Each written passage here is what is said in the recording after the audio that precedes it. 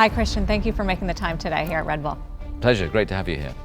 So we're getting into race weekend at Silverstone. What does that look like for you? What are the different responsibilities that you have right now? Well, it's always a busy build-up to the British Grand Prix. So as our second home race within a 2-week period, so straight off the back of Austria last Sunday, there's a lot of sponsors, a lot of friends of the team, a huge amount of interest. A lot of our employees will be up at Silverstone over the weekend as well. So it's always a very busy weekend.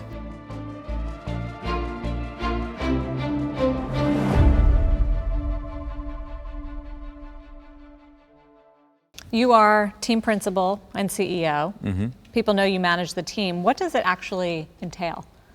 Well, it entails a huge amount of variance. So I always liken it to, for 23 race weekends a year, I'm the team principal of a high-performing sports team, and for the other 52 weeks of the year, from Monday to Friday, I'm the CEO of a high-tech technology business. So it's wearing the different caps for the different roles. How much of your time is spent thinking about the car, talking to the driver, and how much is spent on dealing with the sponsors and the business and the shareholders? I would say it varies from day to day to from month to month. I mean, obviously the majority of my time is consumed in running the business, and the drivers are a key part of a Grand Prix weekend, but of course, my main interaction with them is during a Grand Prix weekend. So yeah, it's always, that's the great thing about this job is, every day is a little bit different. How do you deal with the schedule of the races? I mean, you're basically on the move, February through December, more than 20 races. How do you physically deal with that? No, it's a brutal schedule, and I think that, again, it's a marathon, not a sprint, so you have to pace yourself. And I think the weekends we do get off and at home, you have to take a bit of time out. I have a young family, so to try and relax and switch off and forget about Formula One for at least half an hour. And I think that's hugely important. Otherwise, it's impossible to sustain the level of demand that the business can place on you. When did you start getting into racing and F1? You're the longest serving team principal, right? Yes, I have that title now, apparently. So, look, I started my career out as a driver. I started at the age of 11 racing go-karts, and then progressed through to the point that I did some testing as a test driver in Formula One. But then I retired from driving in 1998 and focused on establishing my own team at that time, and moved into the role of managing people and working with people. And then Red Bull approached me when they acquired what was the Jaguar Formula One team to come and be the first team principal of Red Bull Racing. And that brings us to today. Yeah. How did you guys get to be number one? I think by having the right spirit, the right culture, the right people around us within the team, and attracting the best people to come and work here, and having great facilities, great drivers.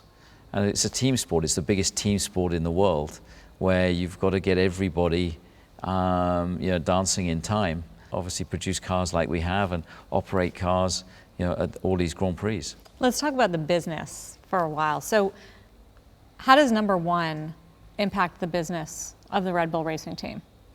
Well, I think there's an old adage of win on Sunday and sell on Monday. So Red Bull, what we do for the Red Bull brand, for the energy drink, in advertising the product globally for 23 race weekends a year, with the biggest marketing impact that the beverage company has. So that's the main reason that Red Bull are involved in Formula One. And of course then we have many partners, a lot of American partners now, so people like Oracle as our title partner, other companies involved like ExxonMobil or Cash App, or so many different brands that we have that we're working with. Win on Sunday, sell on Monday. So there's a correlation between Absolutely. You winning and sales of the energy drink? Absolutely, they see it, they can measure it, and I think that particularly again the drivers in their home territories, Mexican sales have increased dramatically with Sergio being with the team, Max Verstappen, the whole Benelux area. It's incredible the amount of consumption of Red Bull that is happening, and we see that growth globally. Because it is interesting. It's not like Mercedes or McLaren where they're selling the cars. Yeah. Why does Red Bull, an energy drink maker, need a Formula One team? Well, because I think the shareholders, they've always been passionate about racing and Formula One, and they saw it as the perfect platform to market their brand. And it's the most viewed sport in the world outside of the Olympic Games and the Football World Cup. But of course, they only happen every 4 years. Formula One is every 2 weeks. So the global reach that we're achieving, the followers that we have, is the best possible way, not just for Red Bull, but for any partner associated with us to promote their brand. Who are the shareholders? Who are the owners? Well, the shareholders are split between the youve family, the Thai family, and the Mateschitz, Mark Mateschitz. We have two shareholders, and they're both hugely supportive of all our activities. How much involvement do they have versus you controlling the team? Obviously, I have to report through the group into the shareholders. So, but they ultimately, it's their choice. But I have the responsibility of running the business and the accountability for that. Is it a profitable investment for them? It depends how you view it. In terms of the recognition for the brand globally, what that would cost to advertise, absolutely, is a huge success in the amount that it's promoting the Red Bull brand. And I think as the sponsorship and partnerships and the income improves and cost caps take effect on both chassis and engine in Formula One, it becomes a much more sustainable business. And we're seeing the intrinsic value of Formula One teams just increase dramatically. So let's talk about the revenue side. It comes through sponsorships, mainly? Well, you've got a split of revenues. You have the sponsorship that you raise as an individual team with the partners that you work with. And then, of course, the money coming into the sport through Liberty Media, how that's distributed through the prize fund represents significant numbers with the amount of money that's obviously now flowing into the sport. How has that changed over the years? It's increased significantly, with the Liberty ownership. I mean, Bernie Ecclestone did a great job in developing and building the business, and I think Liberty have now taken it to that next level as well, and revenues have never been better. So how much is it the cost cap in terms of profitability and making the teams more efficient? Well, I think the cost cap has had an effect because it's driven efficiency into the business, which in turn, as the popularity has increased, revenues have increased significantly, and so each team is in a very healthy position. Historically, there would have always been two teams that were struggling to hang on. Now we have 10 very, very healthy franchises in Formula One. Does it limit you as to what you can do further on R&D and innovation? You just have to be choosy in where you choose to spend your investment. So I think it makes us be selective, but we still want to innovate. We still want to be pushing the boundaries. How much of what comes in goes toward development of the cars and figuring out design to make them faster? 75%. What about the other 25? Well, the other 25%, you've got to run the business and pay drivers and people and so on. But there's a huge amount of investment that goes into technology and designing and producing these cars. Many think you have the best car. Uh-huh. I mean, you're more than 2 seconds often ahead of the second place finish. How did that happen? I think that's a culmination. There's no silver bullets, and I think it's every department having to be delivering their part, whether that's on the chassis, on the aero, on the mechanical design, on the operational side, on the engine side, on the driver side. So it's a culmination of all those elements needing to come together to deliver. And I think that, as I say, there's no silver bullets in this sport. It's about hard work, teamwork, and working collectively. What about the Oracle partnership? When did that happen? How did that come together?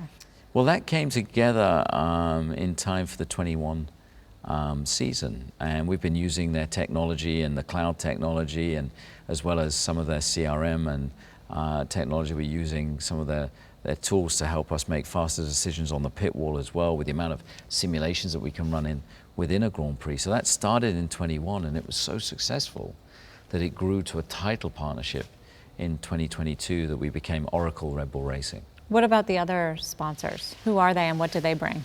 We have so many partners. We have 52 different partners across the team now, across all different categories. You know, if you go from Tag Heuer, the classic watch brand, or ExxonMobil that are producing all of our fuels and lubricants. We have companies like Cash App. We have companies like Bybit.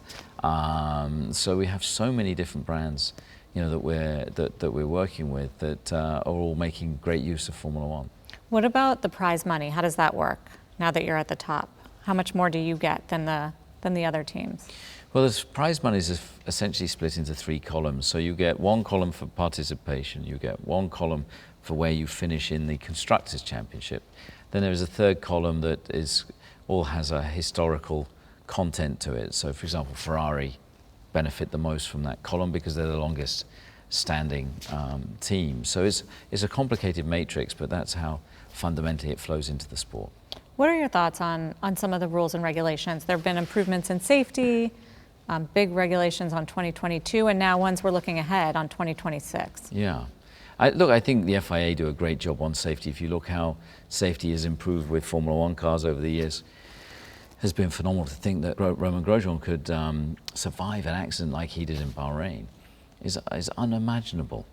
So you have to give full credit to the FIA on the grounds of safety, and of course occasionally we get a big shake-up in regulations where like we had for 2022, and we're getting another one in 2026 that encompasses both power unit and engine. That keeps everybody on their toes. This relates to sustainability and 50-50, right? Electric. Yeah. So what's the problem with that? Well, we're running on fully sustainable fuel. And I think one of the challenges is the amount of recovery that we can generate to fill a battery at certain circuits. There's limitations to, and how the engines will operate. So without there being too much reliance on the chassis with active aero to compensate for the lack of recovery on the engine. So we've just got to make sure we got that ratio right, because at the end of the day, the product has to be entertaining. It has to be wheel-to-wheel racing between the best drivers in the world, and we mustn't overlook that in the pursuit of absolute technology. I had a chance to be on the Gridwalk, which was pretty amazing. What is that like for you? What are you doing at that point?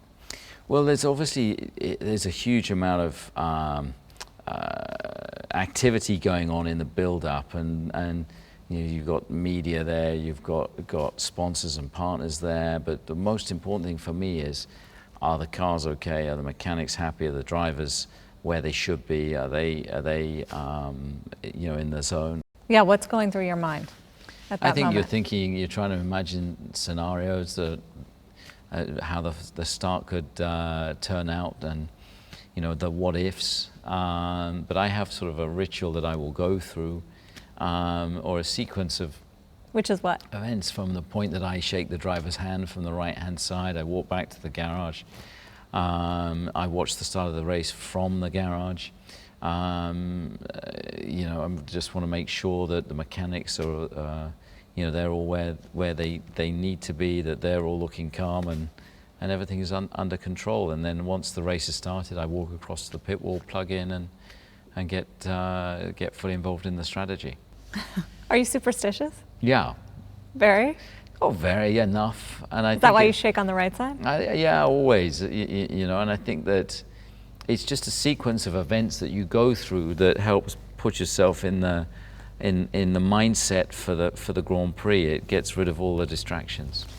You've obviously become a celebrity. Is it because of Drive to Survive?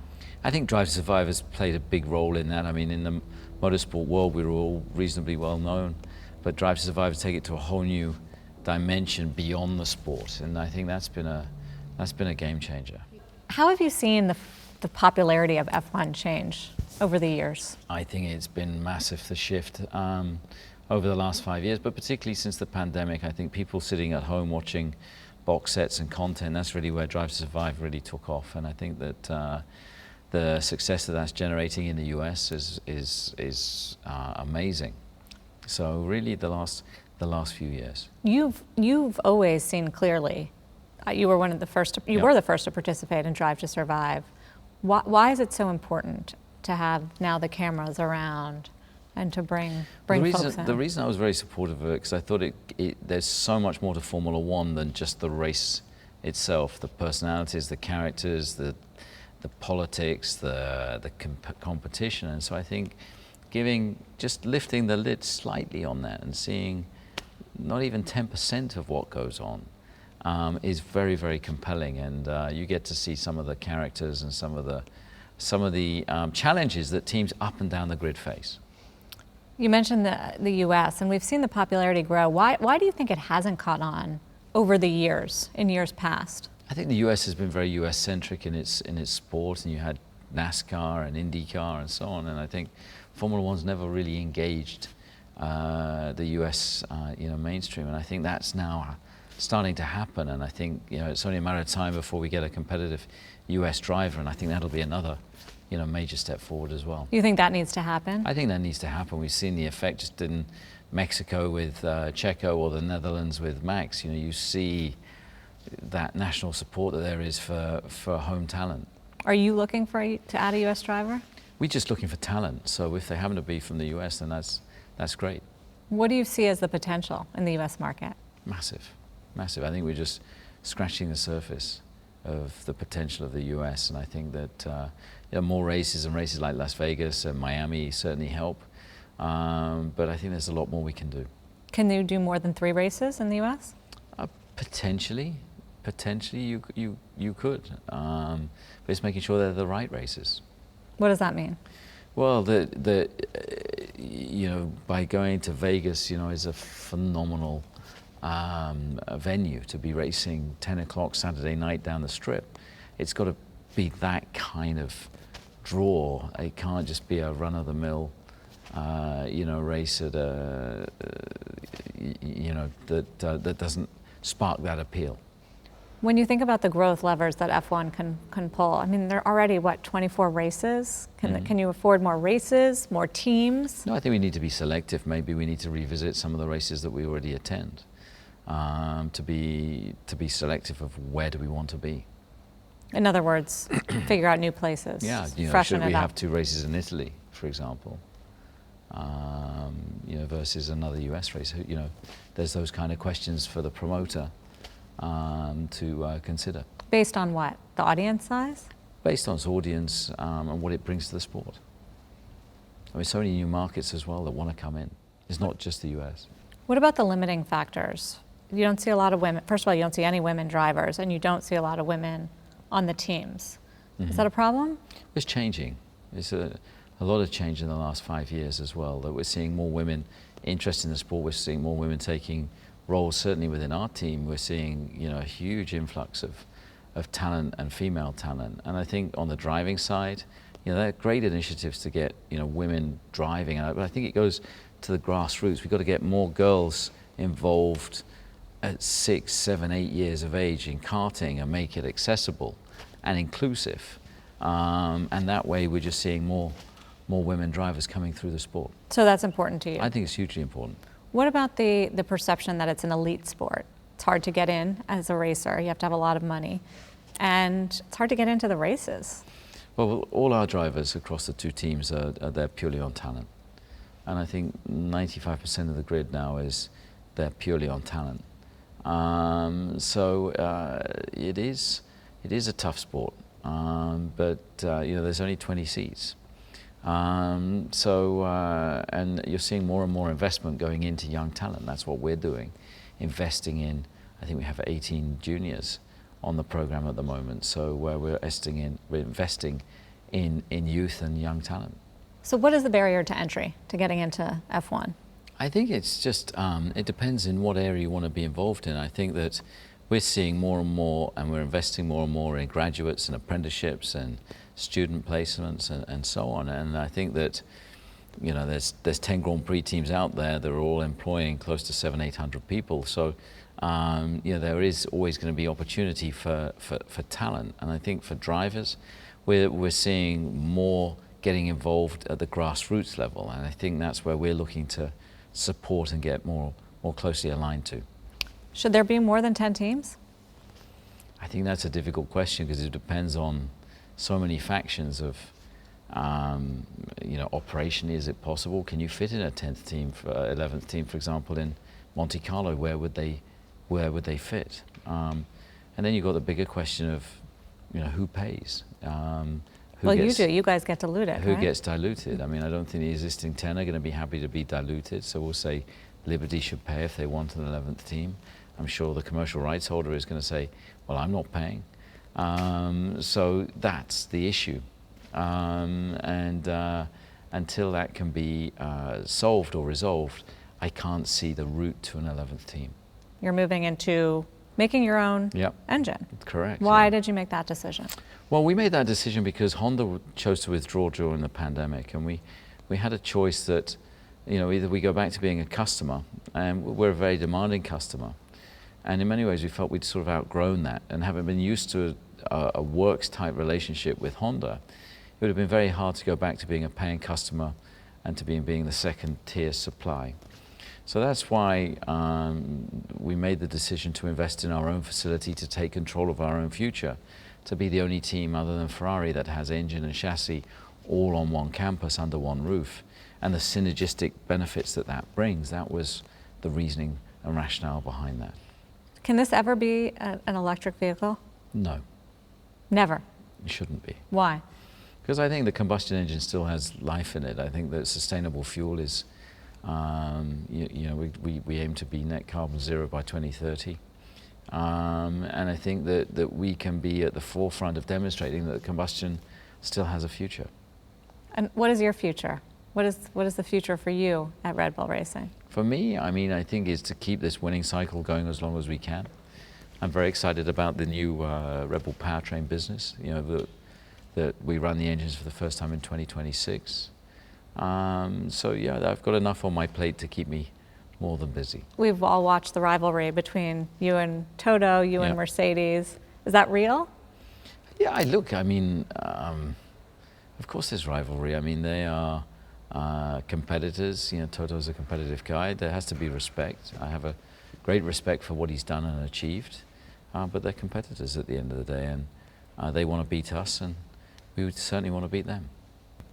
There's also this idea that it hurts the business that someone is so dominant always in Formula One. Does that hurt the business? Look, there's always going to be cycles, and we've seen it before and we'll see it again, and it's only a matter of time before we get caught.